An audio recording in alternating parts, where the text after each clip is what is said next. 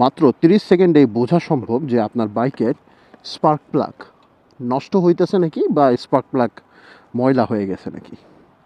এইটা বোঝার জন্য ফার্স্টেই আপনাকে বাইকটা স্টার্ট দিতে হবে। স্টার্ট দিয়ে আইডিয়াল আরপিএমে রাখতে হবে। আইডিয়াল আরপিএমে রাখার পরে যদি এটা দিয়ে পাওয়ার লস করতেছে বা সাইলেন্সার দিয়ে ফুস ফুস ফুস ফুস আওয়াজ করতেছে, দেন ভাববেন যে স্পার্ক প্লাগের অবস্থা খারাপ বা আপনাকে চেঞ্জ করতে হবে। যেমন এই যে দেখেন, এটা আমার আইডিয়াল আরপিএম হলে গিয়া 1200 থেকে 1300।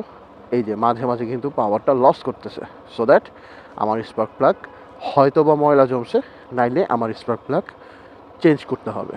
সো এরকম যদি হয় তাহলে কিন্তু আপনার বাইকের পারফরমেন্স কমে যাবে, বাইকের ইনিশিয়াল পাওয়ার কমে যাবে।